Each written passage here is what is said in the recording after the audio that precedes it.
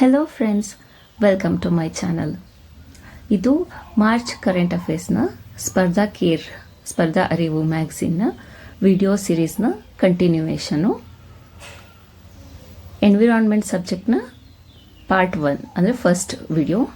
ಈ video next part 2 ಬರುತ್ತೆ. ಇದರಲ್ಲಿ ಜಿಯೋಗ್ರಫಿ ಮತ್ತು ಎನ್ವಿರಾನ್ಮೆಂಟ್ ಏನು ಅರಿವು ಮ್ಯಾಗ್ಝಿನಲ್ಲಿ ಕೊಟ್ಟಿದ್ದಾರಲ್ಲ ಮಾರ್ಚ್ ತಿಂಗಳಿನಲ್ಲಿ, ಅದನ್ನು ಎಂಟೈರ್ ಆಗಿ ಕವರ್ ಮಾಡೋಣ. ಫಸ್ಟ್ ಟಾಪಿಕ್ ಬಂದ್ಬಿಟ್ಟು ಭೀಮ್ಗಢ್ ವೈಲ್ಡ್ ಲೈಫ್ ಸ್ಯಾಂಕ್ಚುರಿ ಏನಕ್ಕೆ ಇಶ್ಯೂನಲ್ಲಿದೆ ಅಂತ ಅಂದರೆ, state government plans to open sanctuary for ಸಫಾರಿಗೆ ರಾಜ್ಯ ಸರ್ಕಾರ ಏನು ಮಾಡ್ತಾ ಇದೆ, ಭೀಮ್ಗಢ್ ವನ್ಯಜೀವಿ ಧಾಮವನ್ನು ಅಲ್ಲಿ ಸಫಾರಿಗೆ ಸ್ಟಾರ್ಟ್ ಮಾಡಬೇಕು ಅಂತ ಪ್ಲ್ಯಾನ್ ಮಾಡ್ತಿದೆ. ಬಟ್ ಅದಕ್ಕೆ ಎನ್ವಿರಾನ್ಮೆಂಟಲಿಸ್ಟ್ಗಳು ಅಪೋಸ್ ಮಾಡ್ತಾ ಇದ್ದಾರೆ, ಪರಿಸರವಾದಿಗಳು ಅದನ್ನು ವಿರೋಧಿಸ್ತಿದ್ದಾರೆ. ಇದು ಕರೆಂಟ್ ಇಶ್ಯೂ ಇರೋದು. ಇನ್ನು ಭೀಮ್ಗಢ್ ವನ್ಯಜೀವಿ ಧಾಮದ ಬಗ್ಗೆ ತಿಳ್ಕೊಳ್ಳೋಣ. ಎಲ್ಲಿದೆ ಈ ವನ್ಯಜೀವಿ ಧಾಮ ಅಂತ ಅಂದರೆ ಕಾನ್ಪುರ್, ಬೆಳಗಾಂ ಜಿಲ್ಲೆಯ ಕಾನ್ಪುರ್ ತಾಲೂಕಿನಲ್ಲಿದೆ. ಈ ಭೀಮ್ಗಢ್ ವೈಲ್ಡ್ ಲೈಫ್ ಸ್ಯಾಂಕ್ಚುರಿ ಅದರ ಸುತ್ತ ಎಲ್ಲೆಲ್ಲಿ ಅಂದರೆ, ನಾರ್ತ್ ಡೈರೆಕ್ಷನಲ್ಲಿ ಉತ್ತರದಲ್ಲಿ ದಾಂಡೇಲಿ ವೈಲ್ಡ್ ಲೈಫ್ ಸ್ಯಾಂಕ್ಚುರಿ ಇದೆ, ಪೂರ್ವದಲ್ಲಿ ಮಾದೇಯಿ ವೈಲ್ಡ್ ಲೈಫ್ ಸ್ಯಾಂಕ್ಚುರಿ ಇದೆ, ನಾರ್ತ್ ವೆಸ್ಟಲ್ಲಿ Bhagwan Mahavir wildlife sanctuary ಇದೆ. ಇದಿಷ್ಟು ಭೀಮ್ಗಢ್ ವೈಲ್ಡ್ ಲೈಫ್ ಸ್ಯಾಂಕ್ಚುರಿ ಬಗ್ಗೆ. ಇನ್ನು ಸೆಕೆಂಡಲ್ಲಿ Sariska tiger reserve, second topic. ಇದು ಕರೆಂಟ್ ಇಶ್ಯೂ ಏನು? Forest department has decide to designate the eco sensitive zone around tiger reserve. Forest department ಅರಣ್ಯ ವಿಭಾಗ ಏನು ಮಾಡಿದೆ, ಈ ಸರಿಸ್ಕಾ ಟೈಗರ್ ರಿಸರ್ವ್ನ ಸುತ್ತ ಎಕೋ ಸೆನ್ಸಿಟಿವ್ ಝೋನನ್ನು ಡಿಕ್ಲೇರ್ ಮಾಡಬೇಕು, ಡೆಸಿಗ್ನೇಟ್ ಮಾಡಬೇಕು ಅಂತ ಇದೆ. ಇದು ಕರೆಂಟ್ ನ್ಯೂಸಲ್ಲಿರೋದು. ನಮಗೆ ಮೇನಾಗಿ ಎಕ್ಸಾಮಲ್ಲೆಲ್ಲ ಏನು ಕೇಳ್ತಾರೆ, ಟೈಗರ್ ರಿಸರ್ವ್ ಏನಾದರೂ ಇಶ್ಯೂಸ್ ಇತ್ತು ಅಂತ ಅಂದರೆ ಅದು ಯಾವ ಸ್ಟೇಟಲ್ಲಿ ಬರುತ್ತೆ, ಯಾವ ರಾಜ್ಯದಲ್ಲಿ ಬರುತ್ತೆ ಅಂತ ಒಂಥರ ಹೊಂದಿಸಿ ಬರೆಯಿರಿ ಕೊಡ್ತಾರೆ. ಸೊ ಅದರ ಲೊಕೇಶನ್ ತುಂಬ ಇಂಪಾರ್ಟೆಂಟ್ ಆಗುತ್ತೆ. ಯಾವುದೇ ಒಂದು ಟೈಗರ್ ರಿಸರ್ವ್ ಆಗಲಿ, ಮೇಲೆ ಹೇಳ್ದಂಗೆ ವೈಲ್ಡ್ ಲೈಫ್ ಸ್ಯಾಂಕ್ಚುರಿ ಆಗಲಿ ನ್ಯೂಸಲ್ಲಿದ್ದರೆ. ಸರಿಸ್ಕಾ ಟೈಗರ್ ರಿಸರ್ವ್ ಬಂದುಬಿಟ್ಟು ರಾಜಸ್ಥಾನದಲ್ಲಿದೆ. ಎಲ್ಲಿದೆ? ರಾಜಸ್ಥಾನದಲ್ಲಿ ಅರಾವಳಿ ಮೌಂಟೇನ್ ಶ್ರೇಣಿ ಏನಿದೆ, ಅರಾವಳಿ ಬೆಟ್ಟದ ಶ್ರೇಣಿ ಏನಿದೆ ಅಲ್ಲಿ ಕಂಡುಬರುತ್ತೆ ಇದು ಸರಿಸ್ಕಾ ಟೈಗರ್ ರಿಸರ್ವು. ಹಾಗಾದರೆ ಬೇರೆ ಬೇರೆ ಟೈಗರ್ ರಿಸರ್ವ್ ಯಾವ್ಯಾವುದಿದೆ ರಾಜಸ್ಥಾನದಲ್ಲಿ ಅಂತ ಅಂದರೆ, Ranthambore tiger reserve, Mukundra hills tiger reserve, ಈ ಥರನೂ ಕೊಡ್ಬೋದು. ಫಾರ್ ಎಕ್ಸಾಂಪಲ್ ಮೇಲೆ Ranthambore tiger reserve, Mukundra hills tiger reserve, ಹಾಗೆ ಯಾವುದಿದು ಸರಿಸ್ಕಾ ಟೈಗರ್ ರಿಸರ್ವ್, ಈ ಥರ ಕೊಟ್ಟು ಇನ್ನೊಂದು ಯಾವುದೋ ಟೈಗರ್ ರಿಸರ್ವ್ನ ಹಾಕಿ ಈ ಮೇಲಿನ ಟೈಗರ್ ರಿಸರ್ವ್ಗಳಲ್ಲಿ ಅಂದರೆ ಹುಲಿ ಮೀಸಲುಗಳಲ್ಲಿ ಯಾವುವು ರಾಜಸ್ಥಾನದಲ್ಲಿ ಕಂಡುಬರುತ್ತದೆ, ಈ ಥರ ಕ್ವೆಶನ್ಸು ಬರ್ಬೋದು. So Sariska tiger reserve, Ranthambore tiger reserve, Mukundra hills tiger reserve ಇವು ರಾಜಸ್ಥಾನದಲ್ಲಿರುವಂತಹ ಕಂಡುಬರತಕ್ಕಂಥ ಹುಲಿ ಮೀಸಲುಗಳು. ಇನ್ನು ಮತ್ತೊಂದೇನಿದೆ ರಾಜಸ್ಥಾನದಲ್ಲಿ ಅಂತಂದರೆ, Ramgarh Vishdhari wildlife sanctuary ಸಹ ರಾಜಸ್ಥಾನದಲ್ಲಿ ಕಂಡುಬರುತ್ತೆ. ನೆಕ್ಸ್ಟ್ ಥರ್ಡ್ ಟಾಪಿಕ್ಗೆ ಹೋಗೋಣ. ಥರ್ಡ್ ಟಾಪಿಕ್ಕು ಕ್ಯಾಸ್ಪಿಯನ್ ಸಿ ಬಗ್ಗೆ. ಕ್ಯಾಸ್ಪಿಯನ್ ಸಿ ಏನಕ್ಕೆ ನ್ಯೂಸಲ್ಲಿದೆ ಅಂತ ಅಂದರೆ, ಅದೇ ರಷ್ಯಾ ಮತ್ತು ಉಕ್ರೇನ್ ವಾರು ಅದೆಲ್ಲ ಎಷ್ಟು ವರ್ಷಗಳಿಂದ ನಡೀತಾ ಇದೆಯಲ್ಲ, ಅದರಿಂದ ರಷ್ಯಾದ ಆಯಿಲ್ ಎಕ್ಸ್ಪೋರ್ಟ್ ಏನಿದೆ 30 to 40% ಏನು ಡಿಕ್ರೀಸ್ ಆಗಿದೆ ಅಂತೆ. ಅದಕ್ಕೋಸ್ಕರ ಅಂದರೆ ಕ್ಯಾಸ್ಪಿಯನ್ ಸಿ ಮೂಲಕ ಅವರು ಎಕ್ಸ್ಪೋರ್ಟ್ ಮಾಡ್ತಿದ್ರು ಆಯಿಲನ್ನು, ಅದು ಕಡಿಮೆ ಆಗಿದೆ, ರಿಡಕ್ಷನ್ ಆಗಿದೆ ಅನ್ನೋ ರೀಸನ್ಗೆ ಕ್ಯಾಸ್ಪಿಯನ್ ಸಿ ನ್ಯೂಸಲ್ಲಿದೆ. ಈ ನ್ಯೂಸ್ ನಮಗೆ ಇಂಪಾರ್ಟೆಂಟ್ ಆಗಲ್ಲ, ಬಟ್ ಕ್ಯಾಸ್ಪಿಯನ್ ಸಿನ ಲೊಕೇಶನ್, ಜಿಯೋಗ್ರಫಿಕಲ್ ಲೊಕೇಶನ್ ಎಲ್ಲಿದೆ ಅಂದರೆ, ಈ ಕ್ಯಾಸ್ಪಿಯನ್ ಸಿನ ಬೌಂಡ್ರಿ ಯಾವ್ಯಾವ ದೇಶಗಳ ಜೊತೆ ಯಾವ್ಯಾವ ದೇಶಗಳು ಕ್ಯಾಸ್ಪಿಯನ್ ಸಿ ಜೊತೆ ಗಡಿಯನ್ನು ಹಂಚಿಕೊಳ್ಳುತ್ತೆ ಅನ್ನೋದು ಇಂಪಾರ್ಟೆಂಟ್ ಆಗುತ್ತೆ.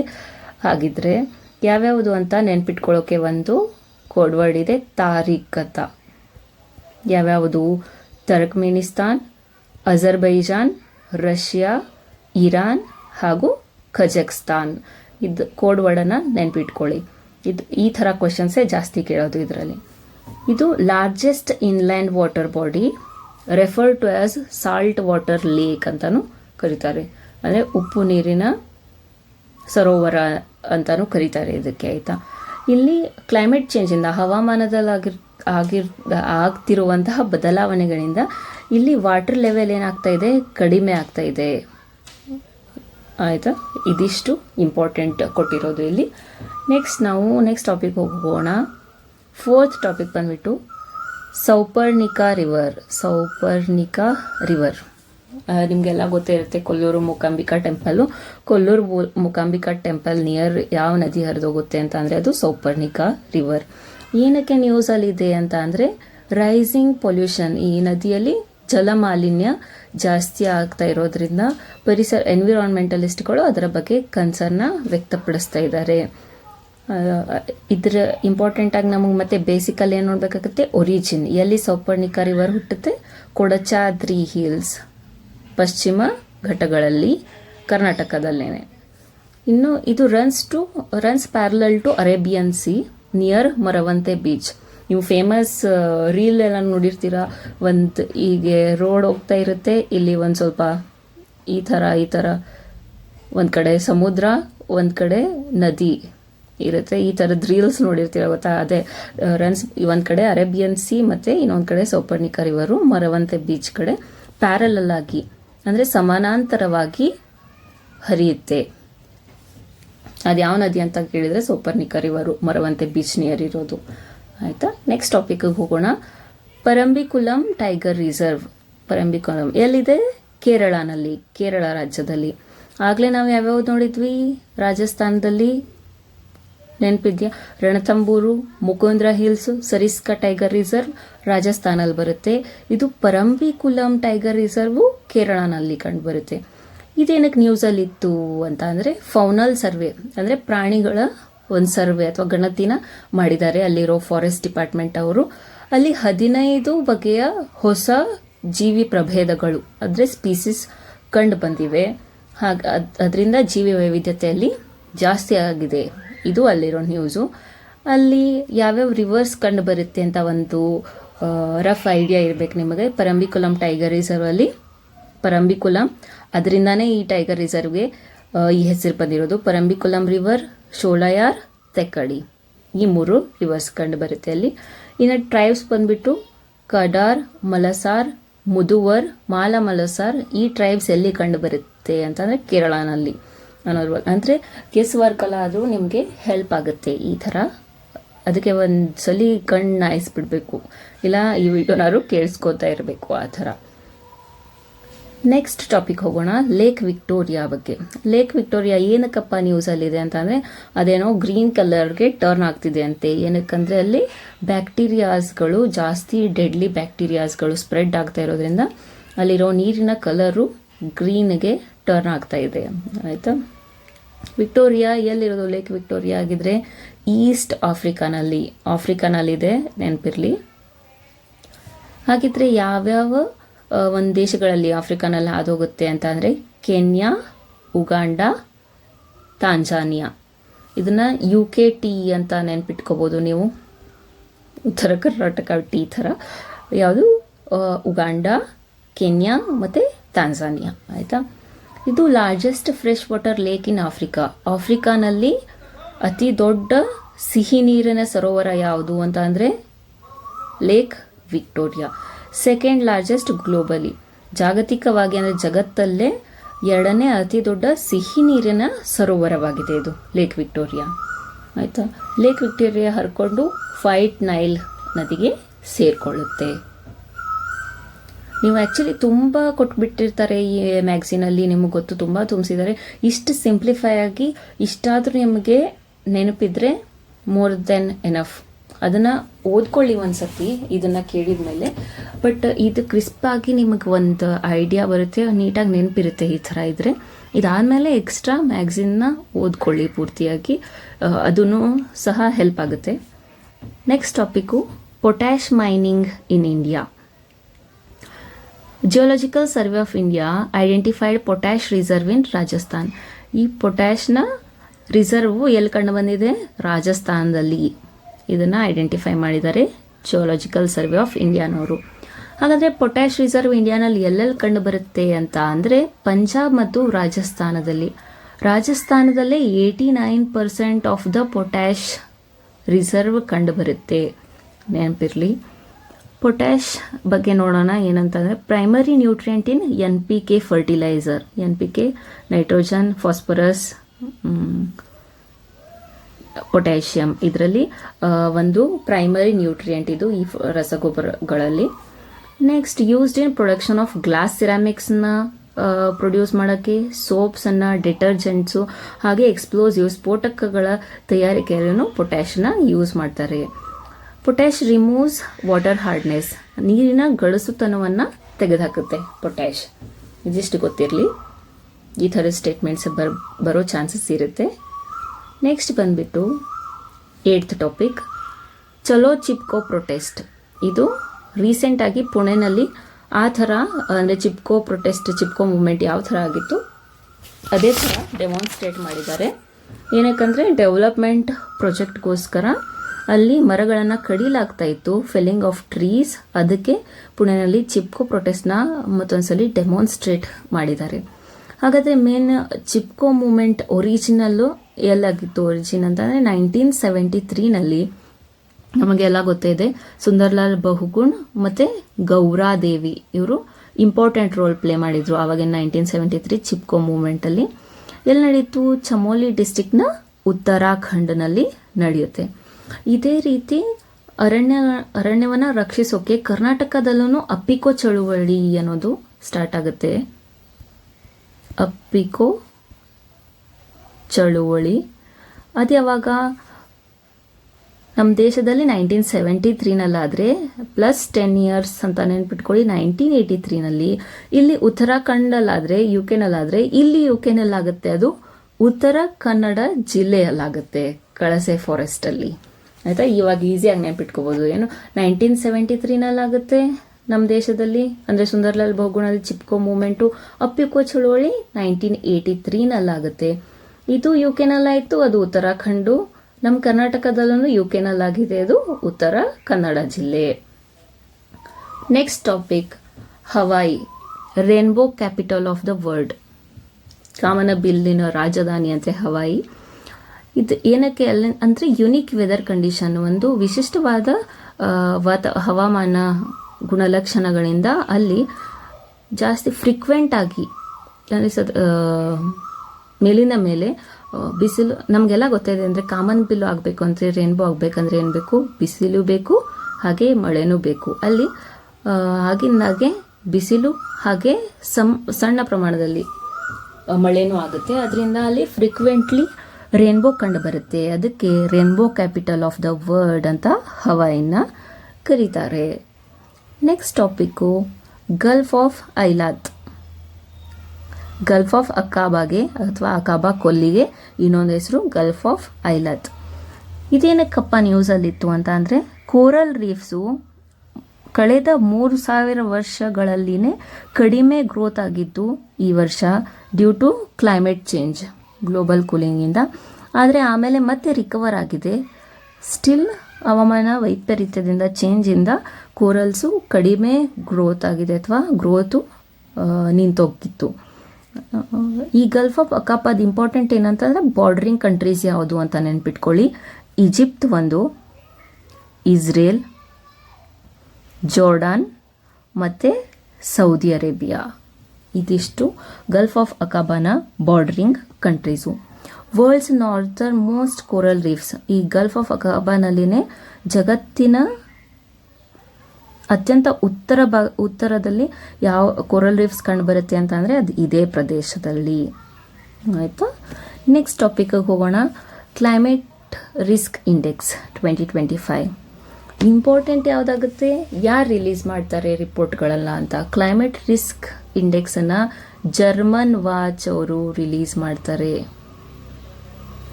ಜರ್ಮನ್ ವಾಚ್ 6 ಇಂಡಿಕೇಟರ್ಸ್ನ ಕನ್ಸಿಡರ್ ಮಾಡ್ತಾರೆ ಅವರು. ನಮಗೆ ಯಾವುದು ಅಂತ ಎಲ್ಲ ಇಂಪಾರ್ಟೆಂಟ್ ಅಲ್ಲ, 6 ಅಂತ ಗೊತ್ತಿರಲಿ. ಅಂದರೆ ಎಕನಾಮಿಕ್ ಲಾಸಸ್ಸು, ಈ ಹವಾಮಾನ ಅಥವಾ ಕ್ಲೈಮೇಟ್ ಚೇಂಜ್ ಆಗೋದ್ರಿಂದ ಎಷ್ಟು ಮರಣಗಳಾಗಿದೆ ಅಂದರೆ ಫೆಟಾಲಿಟೀಸು, ಹಾಗೆ ಎಕನಾಮಿನಲ್ಲಿ ಆರ್ಥಿಕವಾಗಿ ಎಷ್ಟೊಂದು ನಷ್ಟವಾಗಿದೆ, ಎಕನಾಮಿಕ್ ಲಾಸ್, ಮತ್ತು ಅಫೆಕ್ಟೆಡ್ ಪಾಪ್ಯುಲೇಷನ್, ಎಷ್ಟು ಜನಸಂಖ್ಯೆಗೆ ಇದು ಅಫೆಕ್ಟ್ ಆಗಿದೆ ಇದರಿಂದ, ಕ್ಲೈಮೇಟಿಂದ. ಈ ಮೂರನ್ನು, ಫೆಟಲಿಟೀಸ್ ಮರಣ ದರ, ಆರ್ಥಿಕವಾಗಿ ಏನು ನಷ್ಟ ಆಗಿದೆ, ಹಾಗೆ ಎಷ್ಟು ಜನರಿಗೆ ಅದರಿಂದ ಪರಿಣಾಮ ಉಂಟಾಗಿದೆ. ಈ ಮೂರನ್ನ ಒಂದು ಅಬ್ಸಲ್ಯೂಟು ಮತ್ತು ರಿಲೆವೆಂಟ್, ಅಂದರೆ ಈ ವರ್ಷದಲ್ಲಿ ಎಷ್ಟಾಗಿದೆ, ರಿಲೆವೆಂಟಲ್ಲಿ ಎಷ್ಟಾಗಿದೆ, ಇದು ಎರಡನ್ನ ಸೇರಿ ಟೋಟಲಿ 6 ಇಂಡಿಕೇಟರ್ಸ್ ಇರುತ್ತೆ ಕ್ಲೈಮೇಟ್ ರಿಸ್ಕ್ ಇಂಡೆಕ್ಸಲ್ಲಿ.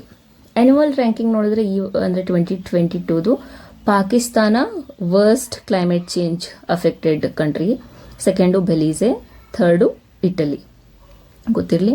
ಬಟ್ ಅದೇ ಲಾಂಗ್ ಟರ್ಮಲ್ಲಿ ಅಂತ ಬಂದಾಗ 1993ಇಂದ 2022ವರೆಗೆ, ಅಂದರೆ 30 ಇಯರ್ಸ್ ಪೀರಿಯಡ್ಸನ್ನು ತಗೊಂಡ್ರೆ ವರ್ಸ್ಟ್ ಅಫೆಕ್ಟೆಡ್, ಅತ್ಯಂತ ಕೆಟ್ಟದಾಗಿ ಪರಿಣಾಮ ಆಗಿದೆ ಕ್ಲೈಮೇಟ್ ಚೇಂಜದ್ದು ಅಂತಂದರೆ ಯಾವ್ಯಾವ ಕಂಟ್ರಿದು. ಮಿಕ್ಕಿದೆಲ್ಲ ಕಂಟ್ರಿನ ನೋಡೋಣ. ಇಂಡಿಯಾ ತುಂಬ ಇಂಪಾರ್ಟೆಂಟ್ ಆಗುತ್ತೆ. ಇಂಡಿಯಾ ಅತಿ ಕೆಟ್ಟದಾಗಿ ಪರಿಣಾಮ ಬೀರಿರೋದು ಕ್ಲೈಮೇಟ್ ಚೇಂಜಿಂದ ಅಥವಾ ಹವಾಮಾನ ಬದಲಾವಣೆಯಿಂದ. ಇಂಡಿಯಾ 6th ಪ್ಲೇಸಲ್ಲಿದೆ. ವೆರಿ ಕನ್ಸರ್ನ್ಡ್ ಇಶ್ಯೂ ಇದು. 6th ಪ್ಲೇಸಲ್ಲಿದೆ. ಹಾಗಿದ್ರೆ ಫಸ್ಟ್ ಪ್ಲೇಸಲ್ಲಿ ಡೊಮಿನಿಕಾ, ಸೆಕೆಂಡಲ್ಲಿ ಚೈನಾ, ಥರ್ಡಲ್ಲಿ Honduras, 4th Myanmar, 5th Italy, 6th India ಇದೆ. ಇಂಡಿಯಾನಲ್ಲಿ ಆಗಿದ್ರೆ ಕಳೆದ 30 ವರ್ಷಗಳಲ್ಲಿ $180 ಬಿಲಿಯನ್ ಆರ್ಥಿಕವಾಗಿ ನಷ್ಟವಾಗಿದೆ. ಹಾಗೆ 80,000 ಜನ ಹವಾಮಾನ ಬದಲಾವಣೆಯ ಪರಿಣಾಮದಿಂದಾಗಿ ಮರಣ ಹೊಂದಿದ್ದಾರೆ. ಸೊ ಇದು 11th ಟಾಪಿಕ್ಕು. ನೆಕ್ಸ್ಟ್ 12th ಬಂದ್ಬಿಟ್ಟು ಸಾಗರ್ ಐಲ್ಯಾಂಡ್. ಏನಕ್ಕೆ ನ್ಯೂಸಲ್ಲಿತ್ತು ಅಂತ ಅಂದರೆ, ರೈಸಿಂಗ್ ಸೀ ಲೆವೆಲ್, ಸಮುದ್ರ ಮಟ್ಟ ಜಾಸ್ತಿ ಆಗ್ತಿರೋದ್ರಿಂದ ಕ್ಲೈಮೇಟ್ ಚೇಂಜಿಂದ ಗಂಗಾಸಾಗರ ಮೇಳ ಅನ್ನೋದು ಸಾಗರ್ ಐಲ್ಯಾಂಡಲ್ಲಿ ನಡೆಯುತ್ತೆ. ಇದೊಂದು ಸ್ಪಿರಿಚುವಲ್, ಏನು ಕುಂಭಮೇಳ ನಡೆಯುತ್ತಲ್ಲ ಆ ಥರನೇ ಅಂದ್ಕೊಳ್ಳಿ, ಸ್ಪಿರಿಚುವಲ್ ಹ್ಯೂಮನ್ ಕಾಂಗ್ರಿಗೇಷನ್ ಇದು ಗಂಗಾಸಾಗರ ಮೇಳ. ರೈಸಿಂಗ್ ಸೀ ಲೆವೆಲ್ ಅಂದರೆ ಸಮುದ್ರದ ನೀರಿನ ಮಟ್ಟ ಹೆಚ್ಚುತ್ತಿರೋದ್ರಿಂದ ಏನೋ ಒಂದು ಗಂಗಾಸಾಗರ ಮೇಳ ಆಗಬೇಕಿತ್ತು, ಅದಕ್ಕೆ ಥ್ರೆಟ್ ಇತ್ತು ಅಂತ. ಈ ಸಾಗರ್ ಐಲ್ಯಾಂಡ್ ಎಲ್ಲಿ ಕಂಡುಬರುತ್ತೆ ಅಂತಂದರೆ ವೆಸ್ಟ್ ಬೆಂಗಾಲ್, ಕೋಲ್ಕತ್ತಾಯಿಂದ ಸುಮಾರು 120 ಕಿಲೋಮೀಟರ್ ದೂರದಲ್ಲಿ. ಕುಂಭಮೇಳ ಆದ ನಂತರ ಅತಿ ಹೆಚ್ಚು ಜನ ಸೇರಿರೋ ಅಂತ ಒಂದು ಯಾವುದೋ ಮೇಳ ಇದೆ ಅಂತ, ಸ್ಪಿರಿಚುವಲ್ ಒಂದು ಜಾತ್ರೆ ಥರ ಇದೆ ಅಂತ ಅಂದರೆ ಅದು ಇದೆ ಗಂಗಾಸಾಗರ ಮೇಳ. ಫಸ್ಟ್ ಕುಂಭಮೇಳ, ಸೆಕೆಂಡು ಗಂಗಾಸಾಗರ್ ಮೇಳ. ಈ ಸಾಗರ್ ಐಲ್ಯಾಂಡ್ ಎಲ್ಲಿ ಕಂಡುಬರುತ್ತೆ ಅಂತಂದರೆ ಗಂಗಾ ನದಿ ಮತ್ತು ಬೇ ಆಫ್ ಬೆಂಗಾಲ್ ಇವೆರಡು ಕೂಡುವಂತಹ ಪ್ರದೇಶದಲ್ಲಿ ಸಾಗರ್ ಐಲ್ಯಾಂಡ್ ಇದೆ. Next topic Aravalli safari park project.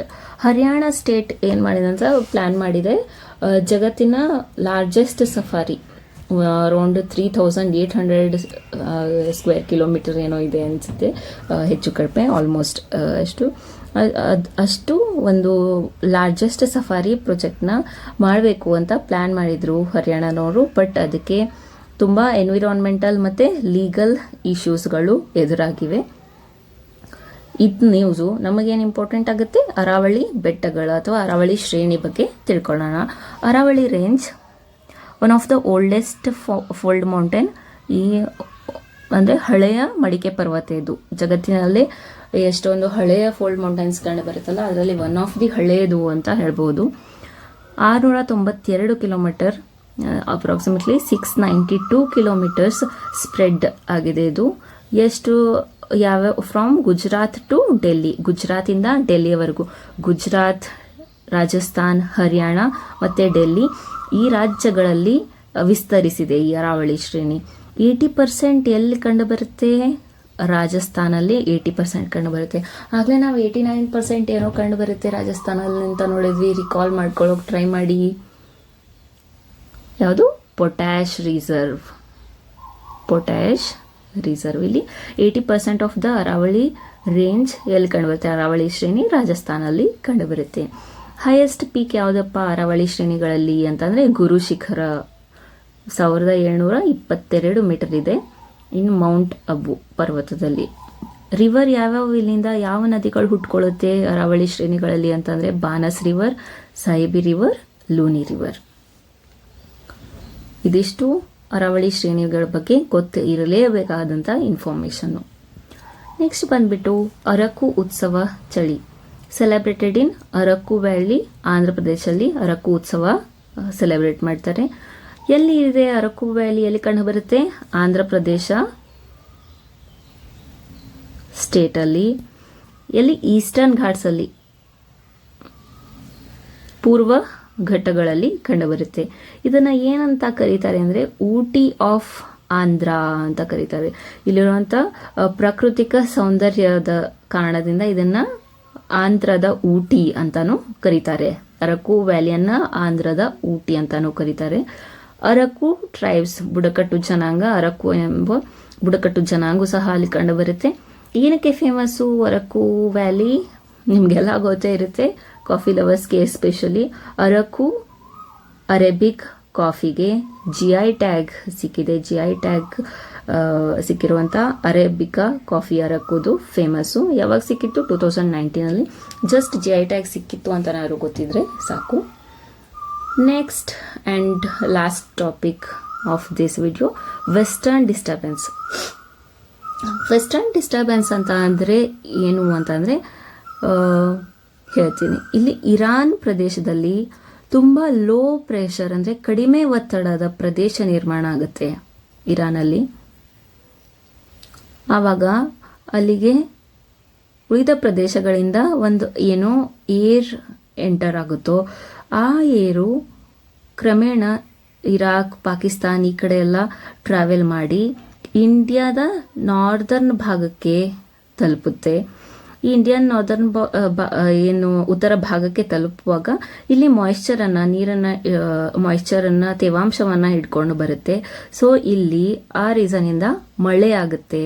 Uttarakhand ರೀಜನಲ್ಲಿ ಸ್ನೋಯಿ ರೇನ್ಫಾಲ್ ಆಗುತ್ತೆ, ಸ್ನೋಫಾಲ್ ಆಗುತ್ತೆ ಬೇಸಿಕಲಿ. ಇದರಿಂದ ಇದೇ ವೆಸ್ಟರ್ನ್ ಡಿಸ್ಟರ್ಬೆನ್ಸ್ ಕಾನ್ಸೆಪ್ಟು. ಅಂದರೆ fresh western disturbance is developing over northern Iran. Northern ಇರಾನಲ್ಲಿ ಈ ಡಿಸ್ಟರ್ಬೆನ್ಸ್ ಕ್ರಿಯೇಟ್ ಆಗ್ತಾ ಇದೆ. ಅಂದರೆ ಕಡಿಮೆ ಒತ್ತಡದ ಪ್ರದೇಶ ನಿರ್ಮಾಣ ಆಗ್ತಾ ಇದೆ ನಿಯರ್ ಬೈ ಏರಿಯಾಸ್ಗಳಲ್ಲಿ.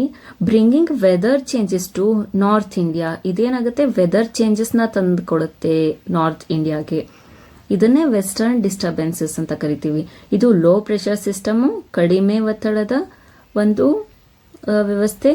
ಇನ್ನು ಇದು ಫ್ಲೋ ಆಗಿ ವೆಸ್ಟರ್ಲೀಸಿಂದ ವೆಸ್ಟ್ ಟು ಈಸ್ಟ್ ಅಂದರೆ ಪಶ್ಚಿಮ ಮಾರುತಗಳು. ವೆಸ್ಟರ್ಲೀಸ್ ಅಂತ ಅಂದರೆ ಎಲ್ಲಿಂದ? ವೆಸ್ಟಿಂದ, ಪಶ್ಚಿಮದಿಂದ ಪೂರ್ವಕ್ಕೆ ಹೋಗುತ್ತೆ.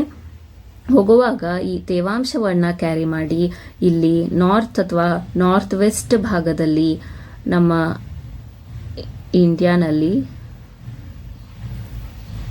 ಮಳೆ ಆಗೋಕ್ಕೆ ಮತ್ತು ಈ ನಾರ್ದರ್ನ್ ರೀಜನಲ್ಲಿ ಏನು ಸ್ನೋಫಾಲ್ ಆಗೋಕ್ಕೆ ರೀಸನ್ ಆಗುತ್ತೆ. ಇದೇ ವೆಸ್ಟರ್ನ್ ಡಿಸ್ಟರ್ಬೆನ್ಸ್. ಸೊ ಈ ಪಾರ್ಟ್ 1 ವಿಡಿಯೋ ಇಲ್ಲಿ ಅಂದರೆ ಎನ್ವಿರಾನ್ಮೆಂಟ್ ಸಬ್ಜೆಕ್ಟ್ನ ಪಾರ್ಟ್ 1 ವಿಡಿಯೋ ಇಲ್ಲಿಗೆ ಎಂಡ್ ಮಾಡೋಣ. ಪಾರ್ಟ್ 2ನ ಹಾಗೂ ಎನ್ವಿರಾನ್ಮೆಂಟ್ನ ಕಂಪ್ಲೀಟ್ ಎಲ್ಲ ನೆಕ್ಸ್ಟ್ ಟಾಪಿಕ್ಸ್ನ ನೆಕ್ಸ್ಟ್ ವಿಡಿಯೋನಲ್ಲಿ ಕವರ್ ಮಾಡೋಣ. ಹೋಪ್ ಇದು ನಿಮಗೆ ಹೆಲ್ಪ್ ಆಗ್ತಾ ಇದೆ. ಇದು ಸಿಂಪ್ಲಿಫೈಡ್ ನೋಟ್ಸ್ ಅಂತ ಹೇಳ್ಬೋದು ಸ್ಪರ್ಧಾ ಕೇರ್ ಮ್ಯಾಗ್ಝಿನ್ದು. ಇದು ನಿಮಗಿನ್ನ ಯೂಸ್ಫುಲ್ ಆಗುತ್ತೆ ಅಂತ ಅನ್ಕೋತೀನಿ. ಇದನ್ನು ಓದಿ ಅಥವಾ ಇದನ್ನು ಕೇಳಿ ನೆಕ್ಸ್ಟ್ ನೀವು ಮೇನ್ ಮ್ಯಾಗ್ಝಿನ್ ಓದ್ಕೋಬೋದಾಗಿರುತ್ತೆ. Thank you for watching. ಹೀಗೆ ಸಪೋರ್ಟ್ ಮಾಡಿ, ಲೈಕ್ ಮಾಡಿ, ಶೇರ್ ಮಾಡಿ. ಏನೇ ಕ್ವೆರೀಸ್ ಇದ್ದರೂ ಅಥವಾ ಏನು ಇಂಪ್ರೂವ್ ಆಗಬೇಕಿದ್ರೂ ಕಮೆಂಟ್ ಸೆಕ್ಷನಲ್ಲಿ ಕಮೆಂಟ್ ಮಾಡಿ ತಿಳಿಸಿ. ಸೊ ನೆಕ್ಸ್ಟ್ ವಿಡಿಯೋನಲ್ಲಿ ಸಿಗೋಣ.